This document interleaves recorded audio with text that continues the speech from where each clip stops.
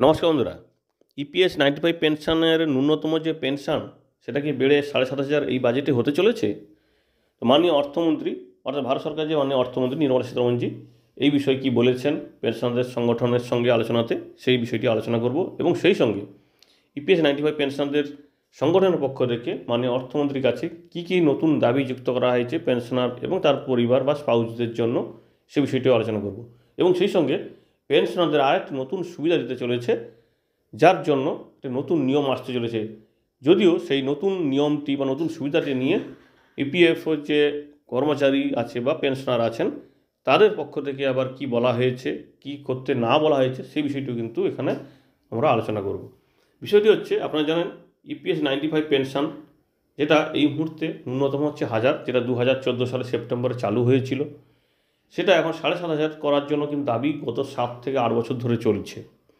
তো এই যে আপনাদের সামনে স্ক্রিনশটটা আমি তুলে ধরেছি, এটা হচ্ছে ফিনান্সিয়াল এক্সপ্রেসের। এবং সেই সঙ্গে এখানটা দেখতে পাচ্ছেন আপনারা মাননীয় অর্থমন্ত্রীর সঙ্গে মাননীয় সদস্যগণ অর্থাৎ ইপিএস 95 পেনশনার যে সংগঠন তাদের সদস্যগণ মিটিং করছেন। এবং সেই সঙ্গে এখানে দেখতে পাচ্ছেন দ্য হিন্দু পত্রিকাতেও কিন্তু খবরটি প্রকাশিত হয়েছে যে পেনশনারদের সংগঠনের পক্ষ থেকে 7,500 টাকা করার কথা বলা হয়েছে মাননীয় অর্থমন্ত্রীকে। অর্থাৎ একটা মিটিং হয়েছিল, কারণ প্রি বাজেট মিটিং হয়ে থাকে সমস্ত সংগঠন বা সমস্ত প্রতিষ্ঠানের সঙ্গে, যাদের কি দাবি, তারা কি চাইছে, কতটা কি চাইছে, সেই বিষয়টি আলোচনা হয়। তো সেই বিষয়ে কিন্তু এই মিটিংটা হয়েছিল। সেখানে বলা হয়েছে প্রাইভেট সেক্টর এমপ্লয়িজ যারা ইপিএস 95 পেনশনের আন্ডারে আছেন, তাদের যে ন্যূনতম পেনশন 1000 টাকা, যেটাকে বাড়িয়ে একটু 7,500 টাকা বা 6,000 টাকা, এরকম একটা বিভিন্ন ধরনের দাবি, বিভিন্ন সংগঠন বিভিন্ন ধরনের দাবি করে থাকে। তো সেটাকে বাড়ানোর কথা বলা হয়েছিল এবং সেটা প্রায় 7-8 বছরের একটা লড়াই। এবং সেই সঙ্গে শুধু তাই নয়, বলা হয়েছে এর সঙ্গে ডিএও দেওয়ার কথা, 7,500 টাকা মিনিমাম পেনশন সঙ্গে ডিএ। কারণ ডিএটা এই কারণে দেওয়া হয় মূল্য বৃদ্ধির কারণে। তো সেই ডিএটার দাবিও কিন্তু তারা করে রেখেছেন যে যাতে এই নিয়মটিও আনা যায়, যেটুকুই বাড়ুক তার সঙ্গে যেন ডিএটাও যুক্ত হয়। কারণ এই বেতনটা ফিক্সড হয়ে যায়। ধরুন 2014 সালে যেটা বেড়েছিল পেনশনটা 1000 টাকা, সেটাকে বাড়িয়ে এই যে করা হবে বা আদৌ কবে হবে সেটাও তো এখনও কনফার্ম না হলেও, তার মধ্যে কিন্তু আর কি সেই অর্থে কিছু বাড়েনি। তো সেটাই ডিএটা যুক্ত হয়, তো সেক্ষেত্রে তারা কিন্তু অনেকখানি বেশি লাভবান হবে।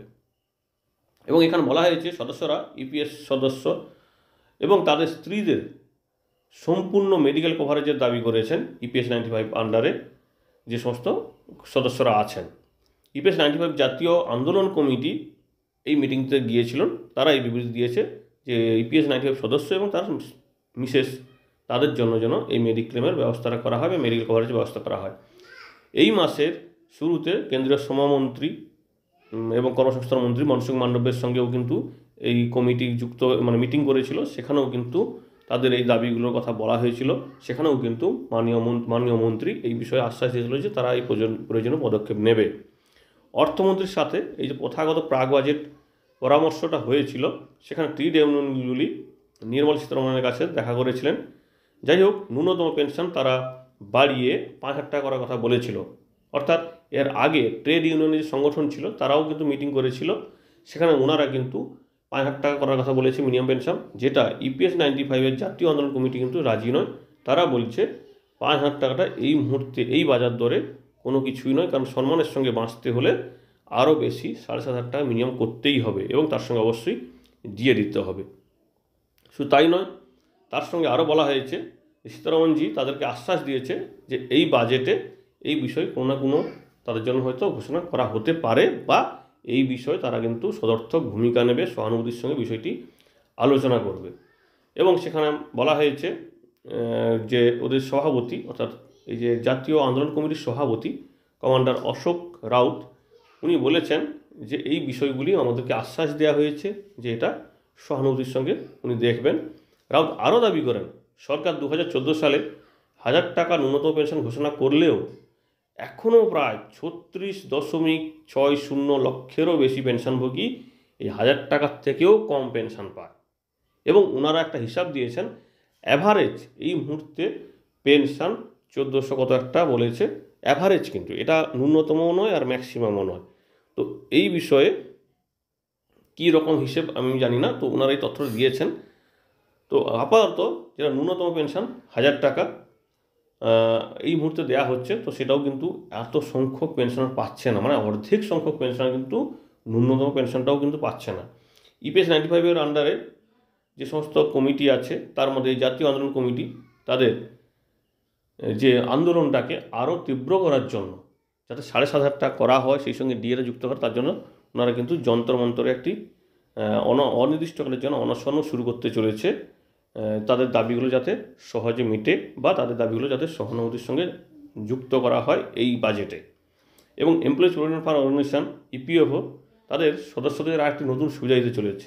এবার তারা ইমার্জেন্সিতে, অর্থাৎ কোনো আপৎকালীন অবস্থাতে তাদের যাতে টাকা তোলার ব্যবস্থা সহজে করা যায় সেই ব্যবস্থাটি নিয়ে আসতে চলেছে। এবং সেটা বলা হয়েছে এর জন্য ইপিএফ সদস্যদের কোনো রকম পেপার ওয়ার্ক করতে হবে না, কোনো পেপার ওয়ার্ক করতে হবে না।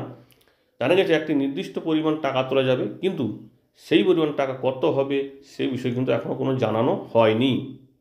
শুধু তাই নয়, ইপিএফওর এই বিষয়টা মতামত চেয়েছিল যে কীভাবে এটা করা যেতে পারে।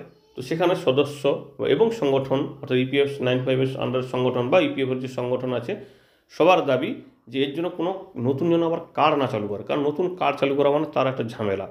তো ওনারা চাইছেন ব্যাংকিং সেক্টরের সঙ্গে এটা যেন যুক্ত করা, অর্থাৎ এই যে এক্সট্রা টাকাটা তুলতে দেওয়া হবে বা ইমার্জেন্সি টাকা তুলতে দেওয়া, সেটা যেন ব্যাংকিং সেক্টরের সঙ্গে যুক্ত করা হয়, যাতে সরাসরি তারা ব্যাংক থেকে টাকাটি তুলতে পারে। নাহলে আবার একটা কার্ড, আপনারা এমনিতেই জানেন ভারতবর্ষে কিন্তু প্রচুর সংখ্যক কার্ড, বিভিন্ন ধরনের কার্ড, তো সেখানে আরও যদি কার্ড বাড়ে তো সেক্ষেত্রে সমস্যা হবে।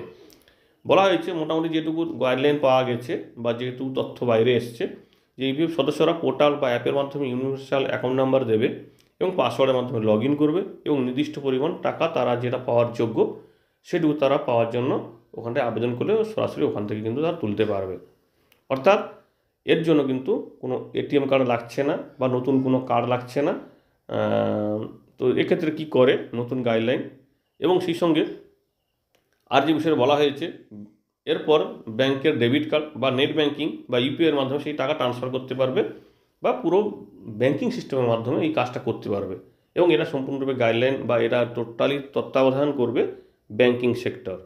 এখানে আরেকটা বিষয় বলে রাখি, ইপিএস 95 পেনশনার আন্ডার যে পেনশনার আছেন প্রায় 76 লক্ষ, ওনাদের জন্য নতুন একটি সুবিধা চালু হয়েছে 1 জানুয়ারি 2025 থেকে। সেটা হচ্ছে কি, যে কোনো ব্যাংক থেকে ওনারা পেনশনটা তুলতে পারবেন। ধরুন আপনার স্টেট ব্যাংকে অ্যাকাউন্ট আছে, তো সেক্ষেত্রে আপনার বাড়ির পাশে পাঞ্জাব ব্যাংক আছে, বা আপনি যেখানে ট্রান্সফার হয়ে গেছেন সেখানে পাঞ্জাব ব্যাংক আছে বা ইউনিয়ন ব্যাংক আছে বা ইন্ডিয়ান ব্যাংক আছে, তো সেই রকম ক্ষেত্রে আপনি যে কোনো ব্যাংক থেকে টাকাটি তুলতে পারবেন, পেনশনটা আপনি তুলতে পারবেন। এটা নতুন সুবিধা অবশ্যই খুব দরকার ছিল, কারণ পেনশনার মানে তাদের বয়স 60-এর উপর হয়ে গেছে, তো সেক্ষেত্রে তারা কিন্তু পেনশন তুলতে গেলে সমস্যা হতো। তো এই বিষয়টা অবশ্যই নতুন একটি জিনিস যুক্ত হয়েছে। এবং সেই সঙ্গে আপনারা জানেন যে এবার এটিএম কার্ডও চালু হবে, এটিএমের মাধ্যমে পেনশনাররা টাকা তুলতে পারবে, অর্থাৎ যে বিভিন্ন ধরনের সুযোগ সুবিধাগুলো, তো সেটাও কিন্তু চালু হতে চলেছে। তো কবে হবে এখনও নির্দিষ্ট কোনো ডেট জানানো হয়নি। তো এই নতুন দাবিগুলি আপনি কতটা মানে যুক্তিযুক্ত মনে করেন, যে 7,000 চাইছেন না 5,000 চাইছেন, বা কী চাইছেন সেটাও কিন্তু কমেন্ট করে জানাবেন। ধন্যবাদ।